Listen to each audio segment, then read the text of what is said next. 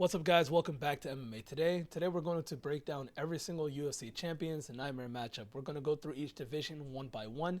I'm just going to go ahead and explain to you guys who I believe has the best chance of taking the belt from the current champion.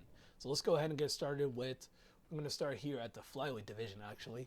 We're going to start with Alexandre Pantoja. Now, Pantoja is a pretty good, solid champ. You know, he has 8 wins by knockout, 10 by submission, 11 in the first round. Pretty dangerous fighter overall. I know his last couple fights weren't the best, you know, having a couple boring fights with Steve Erceg and Brandon Royval. He's looking to bounce back soon with his next fight coming up probably the end of this year. And I feel like the best possible matchup to beat someone like Alejandro Pantoja is someone who has a similar game to him, who's Taisara Taira.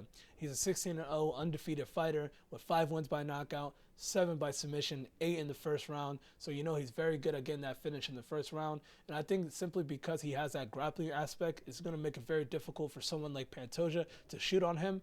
And I feel like with Taira, he's getting better each and every fight. He had a really good fight against Perez, even though, you know, that didn't end the way he wanted. And then he had the big fight coming up against Brandon Royval. If he's able to beat someone like Royval, that definitely lines him up for the title next. So I see him actually being the one that could potentially take that belt away from Alejandro Pantoja.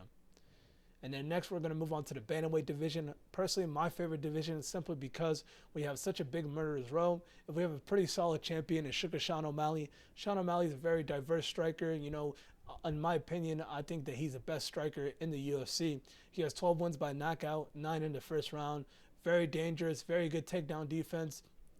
In order to beat him, you're probably going to have to wrestle him as well, because I don't see anybody in this division striking with him. So I think the best possible option, if he gets through Merab, is Umar Nurmagomedov. I know a lot of people say Merab's his nightmare matchup, but I don't think so, simply because he doesn't have the striking ability to kind of hang on the feet long enough to get a lot of those takedowns that he's looking for. But I feel like Umar Nurmagomedov is definitely able to do that. He comes from the, you know, that Khabib background where he's able to wrestle, and not only wrestle, I feel like his striking is definitely underrated. A lot of people see it as just, you know, little kicks here and there, but I felt like in that Sandhagen fight, he showed me a different level of fighter IQ. That being a huge step up in competition, he was able to secure 5 rounds with Corey Sandhagen, which is not easy whatsoever. And I feel like in order to beat someone like Sean O'Malley, you're going to have to slow him down with a lot of good takedowns. And Umar definitely has that in his bag. And not only that, like I said, he has very high fight IQ. That's where I see a lot of similarities between him and Khabib. It's not necessarily the wrestling, but it's really that fighter IQ. And I feel like Umar's a very high IQ fighter, and that's what it's going to take to beat someone like Sean O'Malley. Let's go on next to the Flyweight division. This is probably my favorite champion right now, Ilia Topuria, the El Matador. This guy had a brutal knockout against Volkanovski. You know, I've been calling him champion for a while now. I felt like he was going to be the champion, and with that knockout against Volkanovski, that definitely laid his claim into the division. And then now he's going to go up against Max Bless Holloway. Max Holloway coming off a big knockout himself, so it's definitely going to be an interesting matchup between them. Shockingly enough, his nightmare matchup's actually his next opponent, Max Holloway. Now, Max Holloway is probably the best opponent for Ilia, just simply because Ilia is I would say a flat-footed fighter. That's probably his only weakness, and also he's susceptible to high kicks. He did get head kicked pretty bad by Jai Herbert, and I feel like Max Holloway does implement a lot of kicks into his game, whether it's the leg kicks, that spinning body kick, and he's able to go up high with it. And with his fancy footwork, it's going to be very hard for someone like Topuria to close that distance. And then also volume. Volume is going to be a big thing in this fight. He's going to have to try to pressure Topuria and try to, you know, put him on his back heel a lot. It's going to be a difficult fight for Max, I think, just simply because Topuria has those big power punches, and if he lands on your chin, you're probably going to sleep. And Max Holloway, unfortunately for the last couple fights, even in the Gagey fight, I know he lost, he did get dropped, and he does get caught. So I'm very nervous for him in terms of if he does face Ilia Topuria, he's going to have his defense on point. Next, we're going to go on to the lightweight division. We have probably the most dominant champion so far is Islam Makhachev. He has 14-fight win streak, 5 wins by knockout, 12 by submission. He had that big fight against Dustin Poirier, and you know that was a pretty impressive fight simply because he was able to beat Dustin not only on the ground but also on the feet. I would say Islam's striking is getting better each and every fight. You could see him start to open up. He's showing you he's gritty, he's tough, he's not scared of these guys on the feet. He's very, you know, very good defensively as well. It's very hard to kind of get your shots on him because he can shoot a takedown at any moment. And I feel like that's going to be a very difficult game for anybody in this division. Now, the best possible matchup we have for him right now is Arman Tsarukyan. Arman Tsarukyan is a very dangerous fighter simply because he's already faced Islam before and he has that grappling aspect. In order to beat someone like Islam, you're probably going to have to grapple with him as well. And it's just the same thing with the power puncher. You know, sometimes they say to beat a power puncher, you're probably going to have to meet him with power. And I feel like the same thing is said by grapplers. You're going to have to try to add a grappling threat to someone like Islam because honestly, so far, nobody's able to really beat him in that area. And I feel like the only person who's able to give him a challenge is Arman Tsarukyan. You know, he had that past fight with Islam very close. He showed a lot of improvements in his game, and he's definitely ready to take on the champion. So that's going to be a great fight. I believe that fight probably is going to be scheduled early next year. So be on the lookout for that as well. And next we're going to go on to the welterweight division. Belal, remember the name, Muhammad. Now this guy had an amazing fight against Leon Edwards. You know, shocked a lot of people. Honestly, you know, I had Belal winning that fight, but I was really shocked at the striking of Belal. You know, he's really been working on his game, and I know it's not the prettiest game, it's not the most flashy, but it just gets the job done. He's able to just beat these guys simply off of having great IQ. He's a decision machine. You know, that's not my favorite. I don't like, you know, guys who don't go for the finish, but I feel like Belal in general has a very tough skill set that's going to be a problem for a lot of people in the division. However, I feel like his biggest threat is clearly Shavkat Rakhmonov. This guy's a finishing machine. He has 8 wins by knockout, 10 by submission, 9 first-round finishes. This guy has a complete all-around game. He's much bigger than Belal in terms of size-wise as well. He's a really big welterweight for this division. Easily could go up to middleweight in the future.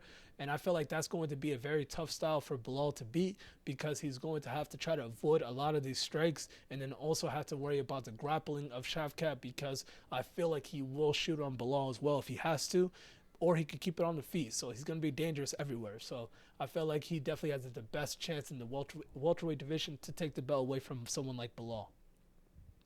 Let's go on to the middleweight division. Dricus Du Plessis. Now, Dricus had a big fight against Israel Adesanya.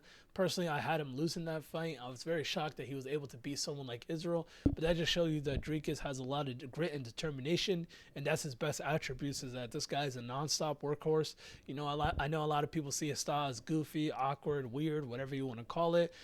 You know, honestly, I don't see him being a long-time champ just simply because there's so much risk involved in his game. But, you know, luck has been on his side. This guy's been going through guys like Robert Whittaker, Sean Strickland, and Israel. So that's a pretty impressive resume. You're probably going to have to try to grapple this guy as well. I don't think a lot of people want to stay up on the feet with him because he has that crazy knockout power and he's able to stun anybody with his jabs. So I feel like the best possible matchup for him is Hamza Chimaev. Now, I want you guys to hear me out. Hamza, I know, is ill. He gets sick a lot, and you know, his career has pretty much been derailed due to a lot of illnesses. And he's facing Robert Whittaker. And I feel like if he's able to show the world that he could beat someone like Robert Whittaker, that should definitely line him up in the title fight against someone like Dricus. And with that style, if he's able to go out there and submit you really quick in the first round, he's a killer. I think a lot of people forget how good Hamzat is, and it's time for him to remind them. If he's able to beat Rob on October 26th, he should be the next title fight for Dricus instead of Sean Strickland, and I feel like he has a very good chance of beating someone like Dricus with his non-relentless style. And you know, when they clash heads with Dricus, that's going to be a really big fight. So let's go on to the light heavyweight division. We have Alex Pereira. Pereira's having, you know, fighter of the year so far. If he's able to get through Khalil Roundtree, that pretty much locks it up. This guy is extremely active. Like, his fights really don't have too much of a gap in between them. He's aggressive. He's chasing legacy. He has those nasty-ass hands of stone, that nasty left hook.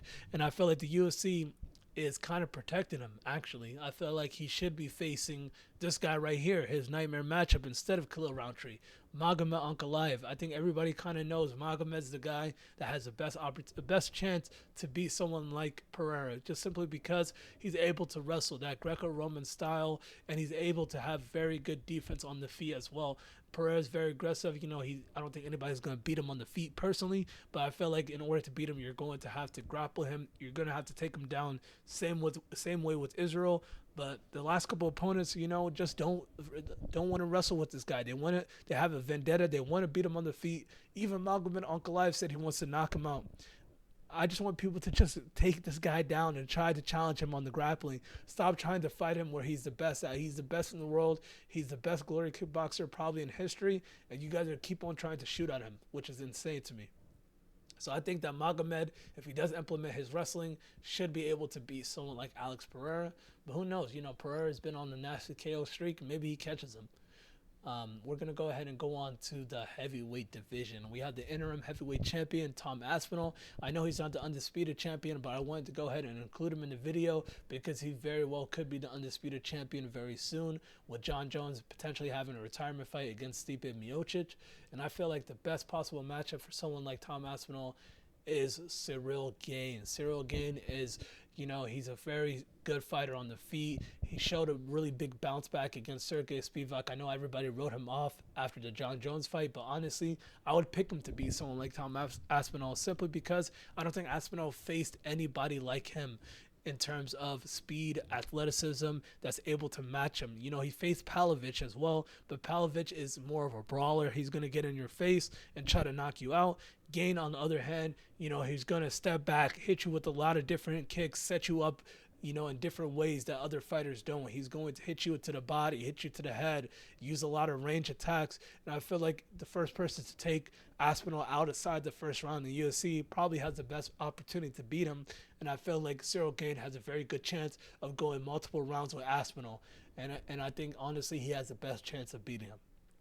And then lastly, we have the GOAT, Jon Bones Jones. This guy is the greatest of all time. I know a lot of people are giving him shit, saying that he's not going to fight Tom Aspinall and this and that. At the end of the day, man, you know, his legacy is solidified. But at the end of the day, I'm going to go ahead and tell you guys his nightmare matchup is Tom Aspinall. Now, Tom Aspinall, so far, is probably the only guy in the UFC that presents a threat on the feet and on the ground a little bit, simply because he has that BJJ background.